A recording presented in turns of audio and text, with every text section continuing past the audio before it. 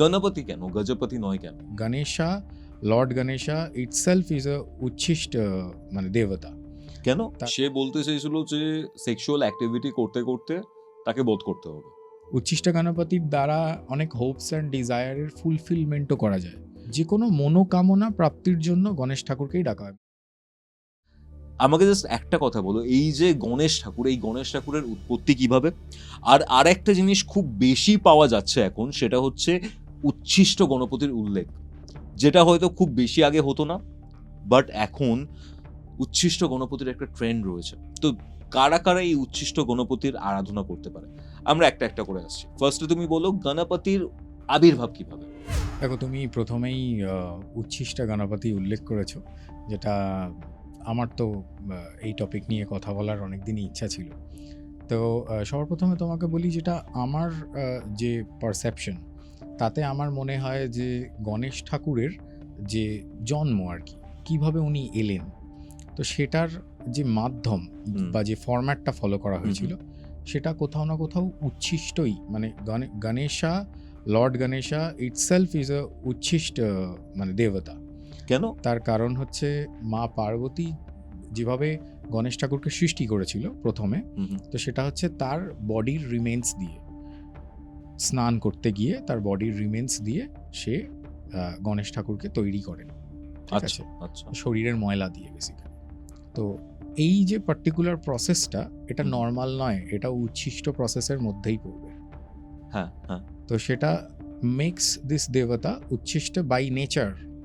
ঠিক আছে, তো এখানে আলাদা করে উচ্ছিষ্ট গণপতি বলতে তুমি যেটা বোঝাচ্ছ, সেটা একটা আলাদা তান্ত্রিক ফর্ম, সেটা নিয়ে আমরা আসবো পরে। তো এখানে তো দেখো, গণেশ ঠাকুরের গল্প আমরা সবাই জানি, যে দ্বাররক্ষী হিসেবে গণেশ ঠাকুরকে প্লেস করা হয়। মা পার্বতী তখন স্নানাগারে ছিলেন, তো সেখানে তারপরে শিব ঠাকুর আসেন, সেখানে মানে তিনি প্রবেশ করতে চান সেই জায়গায়, ডেফিনেটলি সেখানে তাকে প্রবেশ করতে দেয়া হয়নি। তাদের মধ্যে একটা মানে কি বলবো, ব্যাটল কাইন্ড অফ সিচুয়েশন হয়, মানে পিতা পুত্রের মধ্যে যুদ্ধ হচ্ছে। হ্যাঁ, যুদ্ধ হচ্ছে, এবং সেখানে তার শিব ঠাকুর রেগে গিয়ে তার ত্রিশূলের ব্যবহার করে তার গলাটা কোনোভাবে সে মানে বিহেডেড করে দেয়। তো তারপরে তো তোমরা গল্পটা জানোই, যে তারপরে হাতির মাথা দিয়ে সেটাকে ঠিক করা হয়, এবং তারপরে we know him as Ganapati. Okay, Ganapati কেন, গজপতি নয় কেন?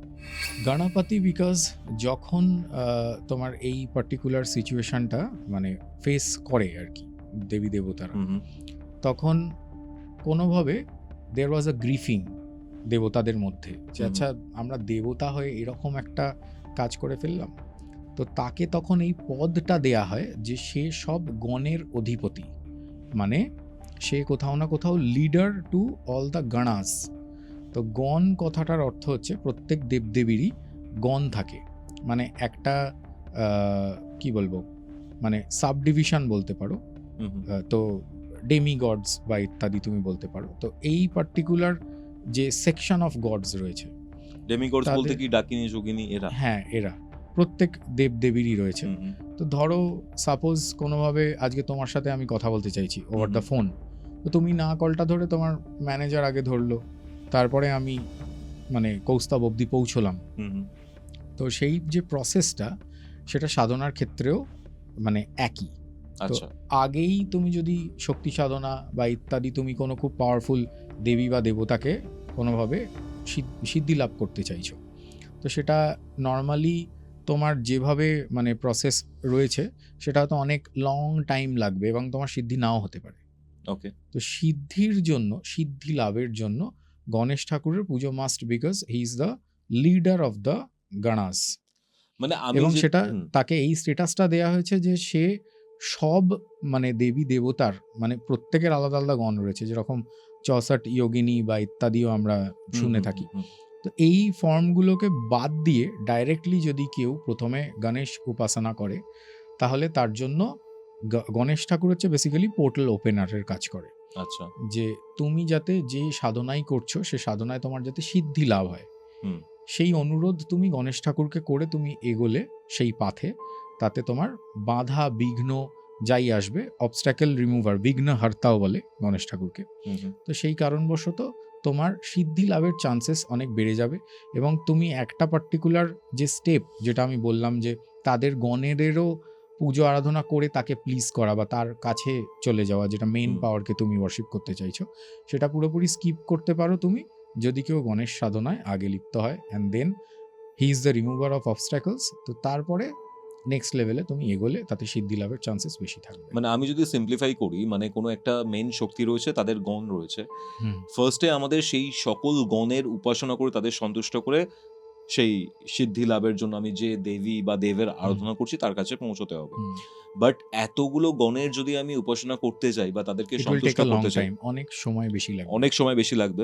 তার জন্য আমি গণপতির আরাধনা করছি, যেহেতু গণের লিডার, তাহলে আমার তাকে সন্তুষ্ট করলেই আমি আমার সিদ্ধি লাভের জন্য যে দেবদেবীর আরাধনা করছি সেখানে আমি তাড়াতাড়ি পৌঁছে যেতে পারবো। একদমই তাই। আমি ঠিক বলছি, রাইট? এবার এখানে আসছে যেটা, সেটা হচ্ছে যে আমরা বুঝতে পারলাম গণেশ ঠাকুর একদম সবার আগে পূজিত হন, কিন্তু তার একটা ফর্ম রয়েছে যেটা তুমি বলছিলে, আমরা প্রথমে কথা বললাম, সেটা হচ্ছে উচ্ছিষ্ট গণপতি, মানে গণেশের তান্ত্রিক ফর্ম। দেখো, এটা এখন ট্রেন্ডিং টপিক, বাট আমরা যারা ধরো অনেক বছর ধরে সাধনার মধ্যে রয়েছে, অনেকেই উচ্ছিষ্ট গণপতির সাধনা করেছেন জীবনে।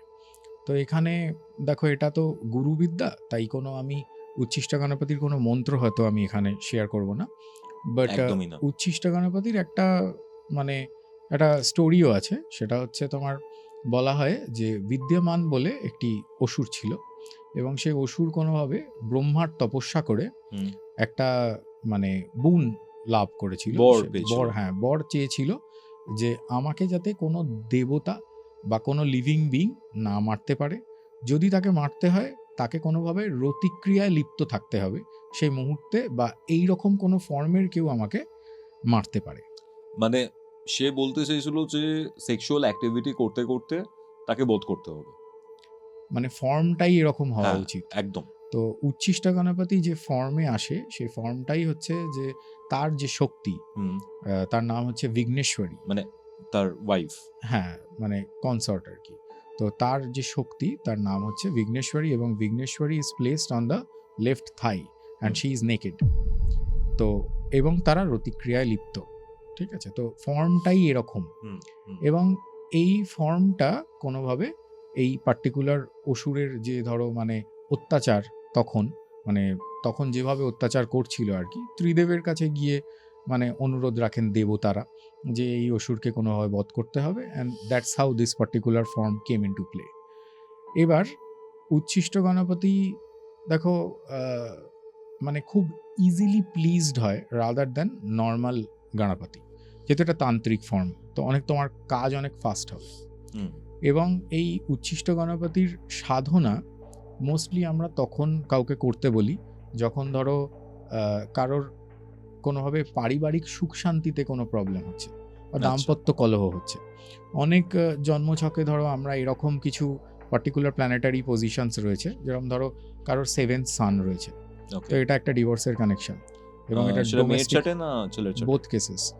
আমরা অনেক সময় বিয়ে না করতেও বলি এই ধরনের কন্ডিশনে। ডিপেন্ড করে অ্যাস্ট্রোলজার কীরকম, তার অ্যানালাইসিস কীরকম, সে কতটা ডায়াগনোসিস করতে জানে। তো এখানে বিভিন্ন আলাদা প্রসেস রয়েছে, আলাদা টেকনিক্স রয়েছে। তুমি নিশ্চয়ই জানোই যে আমি ভৃগুনন্দী নাডি অ্যাস্ট্রোলজার। তো নাডি অ্যাস্ট্রোলজিতে আমরা 7th সানকে এভাবেই দেখি। এবার ডিপেন্ড করছে, বেদিক অ্যাস্ট্রোলজাররা এটা নাও ভাবতে পারে, বাট যেহেতু আমি নাডি অ্যাস্ট্রোলজার, তো আমি সেটা নিয়েই কথা বলতে বেশি পছন্দ করি। তো এই পার্টিকুলার কন্ডিশনে অনেক বেদিক অ্যাস্ট্রোলজারদেরও আমি দেখেছি, আমার বন্ধু বান্ধব আছে, প্রচুর অ্যাস্ট্রোলজার্স রয়েছেন যারা এই ধরনের মানে পার্টিকুলার উচ্ছিষ্ট গণপতির উপাসনা করতে তখন বলে।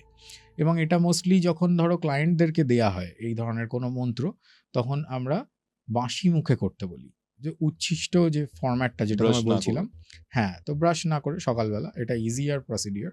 বাট কেউ এটা কিছু খেয়েও করতে পারে, তবে আমিষ নয়, নিরামিষ কোনো ভোজন, মানে ধরো কোনো মিষ্টি বা এক্স্যাক্টলি আমি বলতেই যাচ্ছিলাম লাড্ডু, তো ওই রকমই কিছু মানে খেয়েও এটা করা যায়।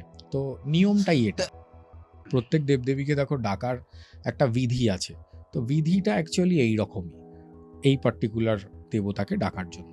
এবং শুধুমাত্র যে ধরো দাম্পত্য কলহতে হেল্প হয় তা নয়, এখানে ধরো মেটেরিয়াল ওয়েলথ যাদের ধরো ফ্লাকচুয়েটিভ জীবনে, মানে ধরো টাকা পয়সা আসছে কিন্তু হঠাৎ হুট করে এমন কোনো খরচা করে ফেলছে যাতে ধরো তার পুরো ব্যাংক ব্যালেন্স জিরো হয়ে যাচ্ছে হঠাৎ।